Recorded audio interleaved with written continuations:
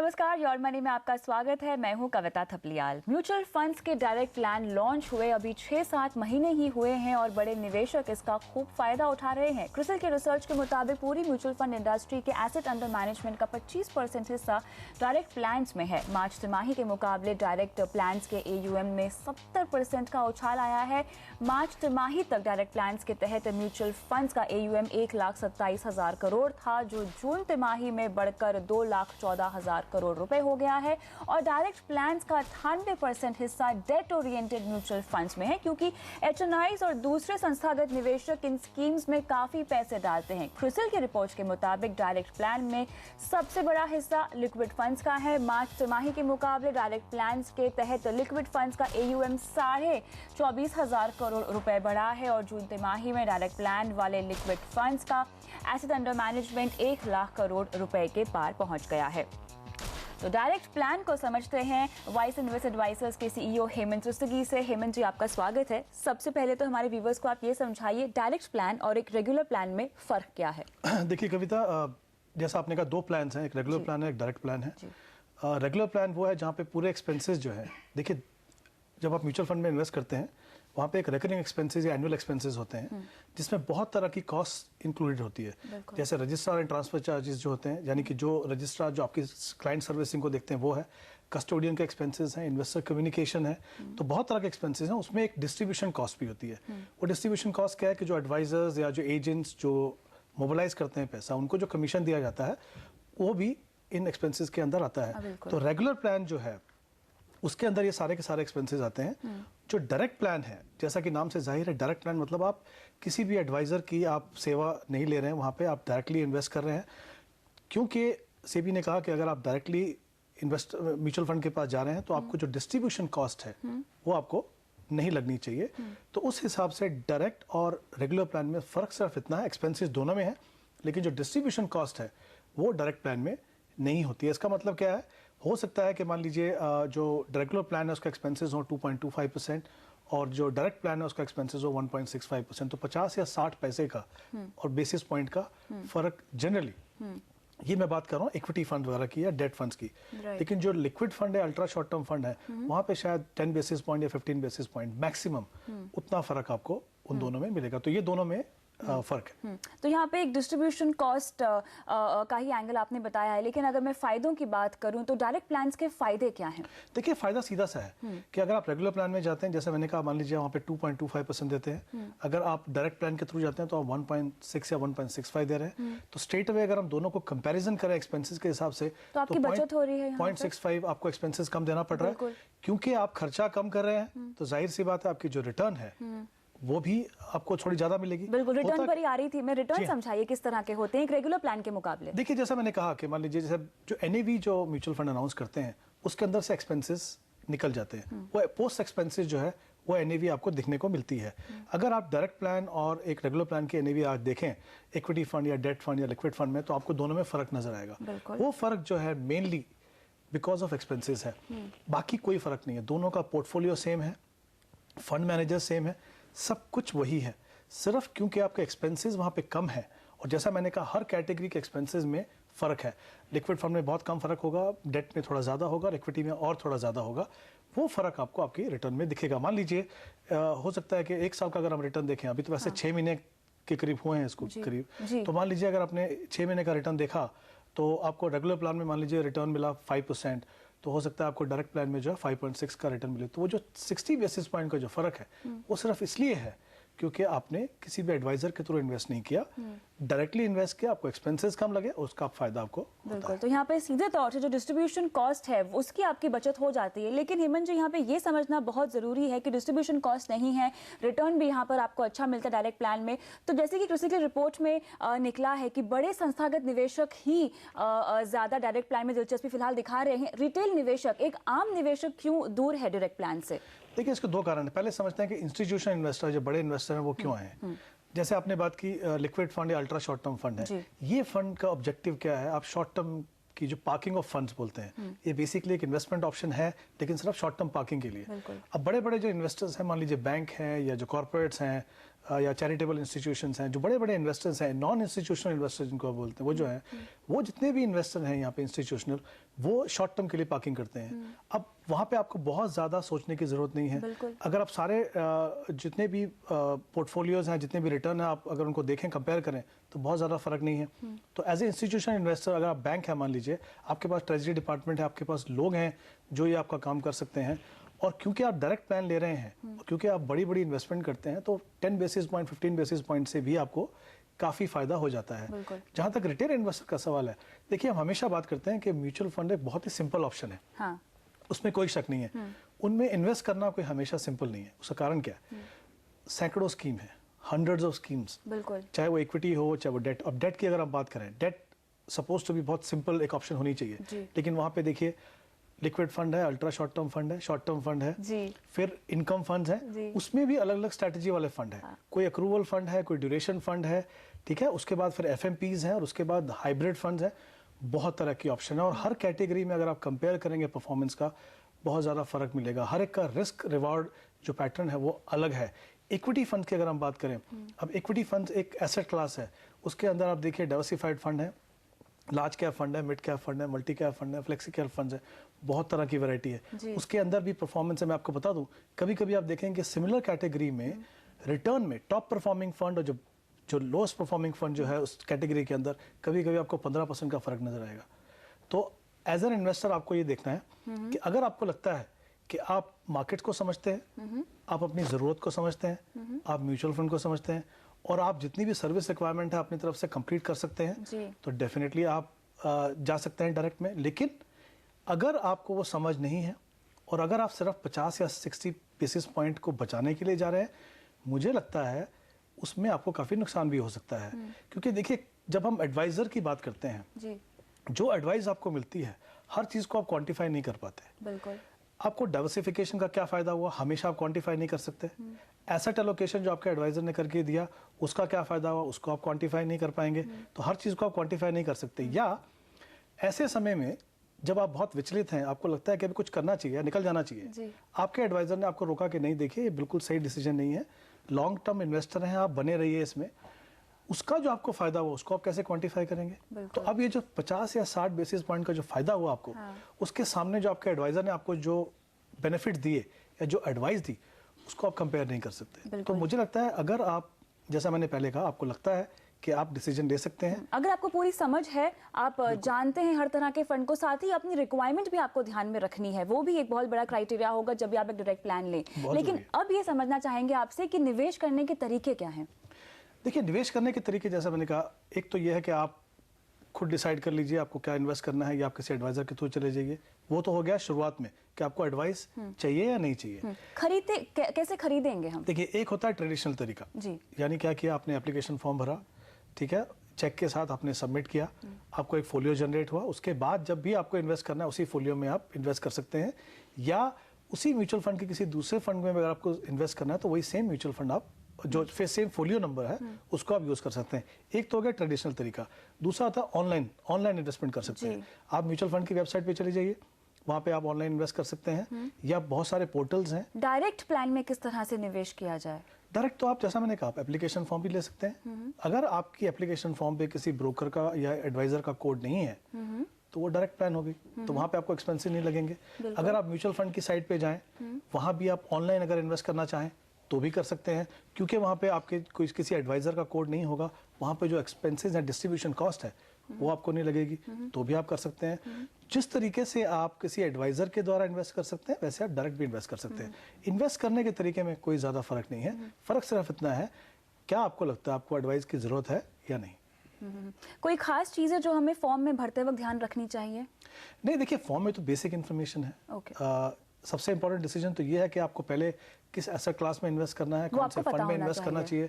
उसके बाद तो फॉर्म तो इतना ज़्यादा कॉम्प्लिकेटेड नहीं है। आप केवाईसी कंप्लायंट अगर हैं या, तो उसके बाद तो आप फॉर्म भरना है और आपको इन्वेस्ट करना है। तो इन्वेस्ट करना मुझे लगता नहीं बहुत ज़्यादा कॉम्प्लिकेटेड है। लेकिन हाँ, आफ्टर सेल सर्विसेज जो हैं, अगर मान लीजिए आपको अकाउंट स्टेटमेंट आई, आपका नाम वहाँ पे सही नहीं है, तो आपको इंटरेक्ट करना है फंड से या R&T एजेंट से, वो एक प्रॉब्लम हो सकती है, या आपकी कुछ और क्वेरी हो सकती है, आपको डिविडेंड नहीं मिला वो आपकी क्वेरी हो सकती है। जब आप एक एडवाइजर के थ्रू इन्वेस्ट करते हैं तो वो सारी जितनी भी सेवाएं हैं, जितनी भी सर्विसेज हैं आपको चाहिए, वो आपका एडवाइजर आपको देता है। इसीलिए मैंने कहा कि अगर आप में लगता है कैपेबिलिटी है, जितनी भी सर्विस रिक्वायरमेंट आप खुद फुलफिल कर सकते हैं, तो डेफिनेटली डायरेक्ट प्लान में जाने में डेफिनेटली आपको कॉस्ट कम लगेगा। बिल्कुल, समझदारी भी है। और जैसे कि क्रिसिकल रिपोर्ट में निकल कर आया है, अभी तक तो सिर्फ बड़े संस्थागत निवेशक ही डायरेक्ट प्लान के जरिए निवेश करते हैं। अब धीरे धीरे समझ के हिसाब से जो रिटेल निवेशक है, जो आम निवेशक है, वो भी डायरेक्ट प्लान्स को अपनाना शुरू कर देंगे। सिर्फ आपको ध्यान में रखना है कि आपको अपनी ज़रूरत पता होनी चाहिए, अपनी रिक्वायरमेंट पता होनी चाहिए, और साथ ही आपको फंड्स की नॉलेज होनी चाहिए, अवेयरनेस होनी चाहिए। बस इन्हीं बातों का ख्याल आपको रखना है अगर आप एक डायरेक्ट प्लान लेते हैं। इसी के साथ फिलहाल योर मनी में वक्त है ब्रेक का, लेकिन ब्रेक के बाद शुरू करेंगे सवाल जवाब का सिलसिला। आप बने रहिए हमारे साथ।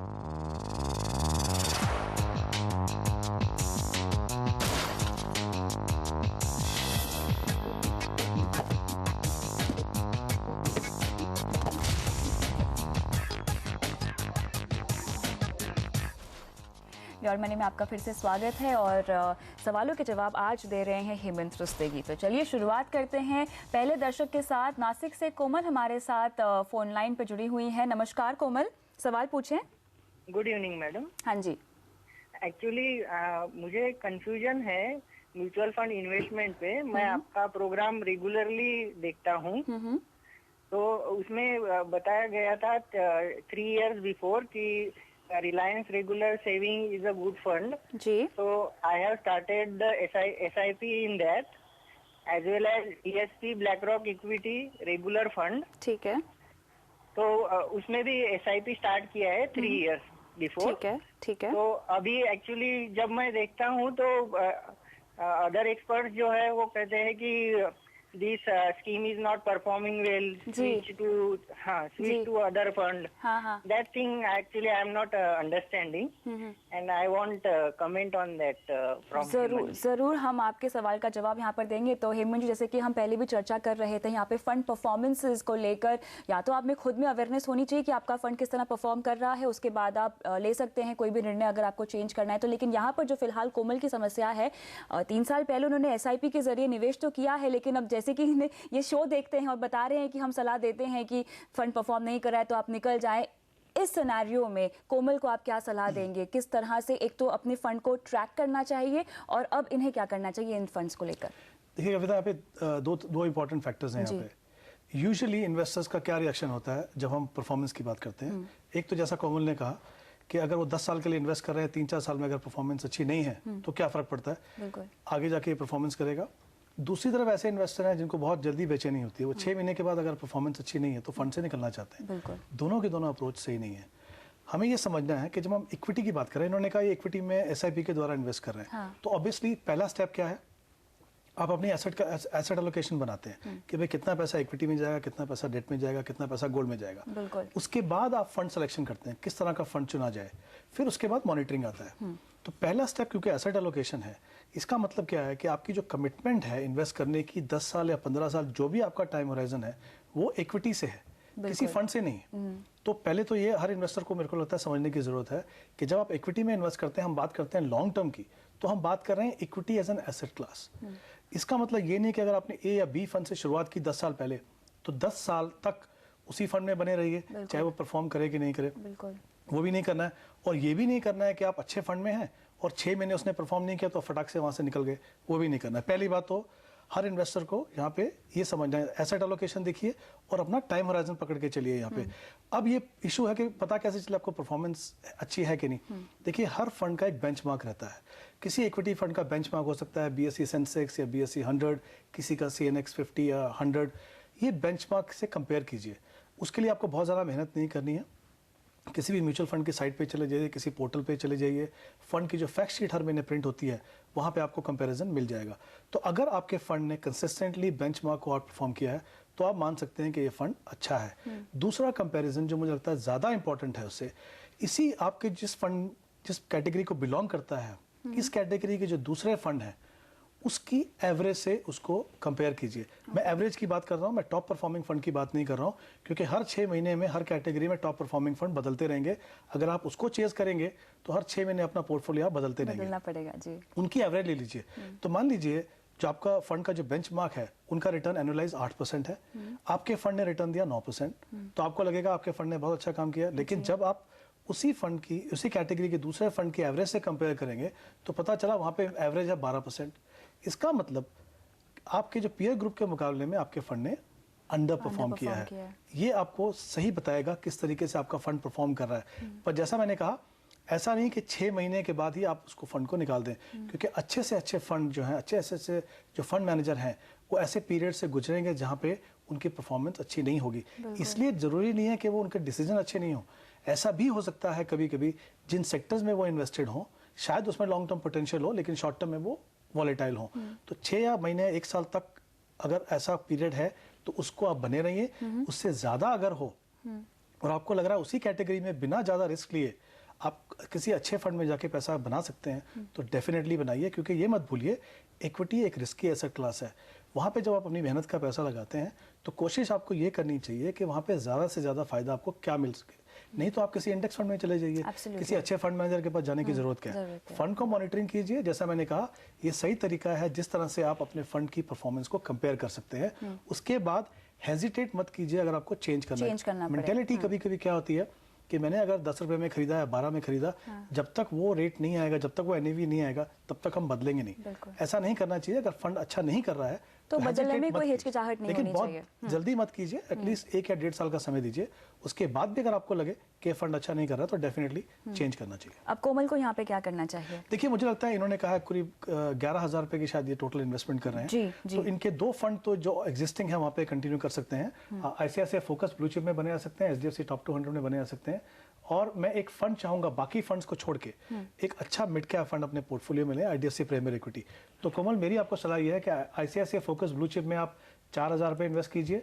IDFC प्राइमरी इक्विटी, जैसा मैंने कहा, एक अच्छा क्वालिटी मिड कैप है, उसमें आप 4,000 इन्वेस्ट कीजिए।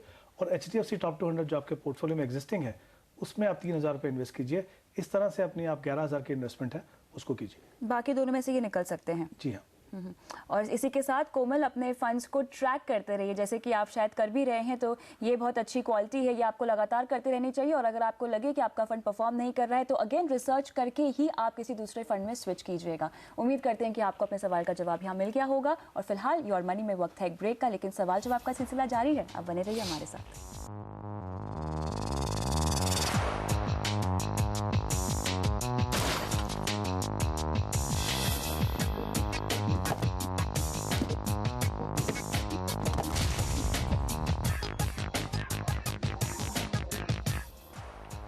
योर मनी में आपका एक बार फिर से स्वागत है। आज हमारा फोकस है म्यूचुअल फंड्स पर और सवालों के जवाब दे रहे हैं हेमंत सुस्तिगी। बढ़ते हैं अगले दर्शक की ओर। यहाँ पे निशांत हमारे साथ फोन लाइन पर जुड़े हुए हैं। नमस्कार निशांत, सवाल पूछें। हाँ जी। I'm a self-employed professional. Ji. And I have given some to investment in mutual fund. यहाँ पर निशांत की हमें आवाज़ नहीं आ रही है, लेकिन हेमंत, इनका सवाल हमारे पास है। बेसिकली 1 लाख रुपए महीना ये कमाते हैं, म्यूचुअल फंड में 8,000 रुपए हर महीना लगा रहे हैं। अब इनके जो लक्ष्य हैं आपको बता देती हूँ। बच्चों की पढ़ाई के लिए 25 साल बाद इन्हें 1 करोड़ रुपए चाहिए। रिटायरमेंट, जो कि ये 20 साल बाद बोल रहे हैं रिटायर हो जाएंगे, उसके लिए इन्हें 1 करोड़ रुपए चाहिए। और जानना चाहते हैं कि अपने लक्ष्यों को हासिल करने के लिए म्यूचुअल फंड में ही पैसे डालते रहें या अब अलग से FD भी कर लें।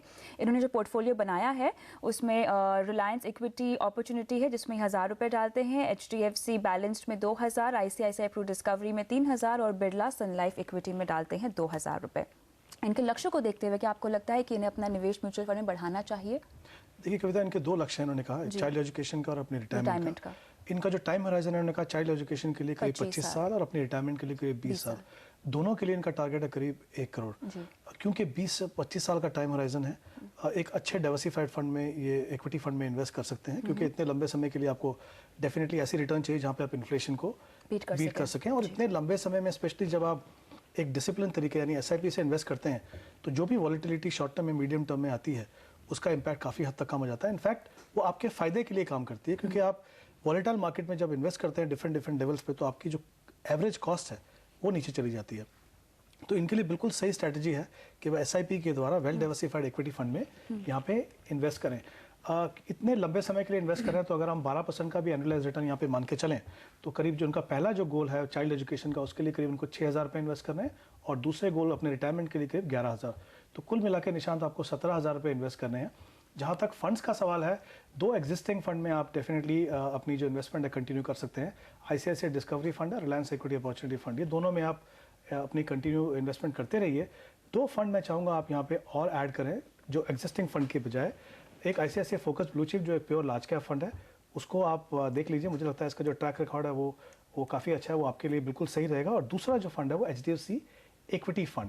ये 4 फंड आप अपने पोर्टफोलियो में रखिए। आपने इन्वेस्टमेंट कुछ बैलेंस फंड में भी किया है, 20 या 25 साल के लिए मुझे लगता नहीं बैलेंस फंड एक बहुत अच्छी ऑप्शन है। तो मुझे लगता है अगर वो इक्विटी फंड में जाएं तो वो इनके लिए बेहतर रहेगा। इसके साथ इन्होंने कहा है गोल्ड फंड में इन्वेस्ट कर रहे हैं, बिल्कुल सही है वो मीडियम लॉन्ग टर्म के लिए। और कुछ इन्वेस्टमेंट इन्होंने अपने डेट फंड में भी की है जो मुझे लगता है शॉर्ट टर्म या मीडियम टर्म के लिए होगी।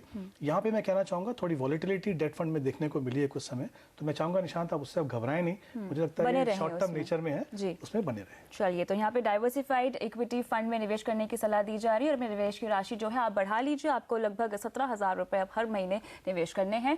अगला सवाल लेते हैं। यहाँ पर नरेंद्र ने देहरादून से हमें सवाल भेजा है। इनका सवाल बहुत ही छोटा सा है हेमंत जी, और जवाब भी छोटा ही चाहेंगे।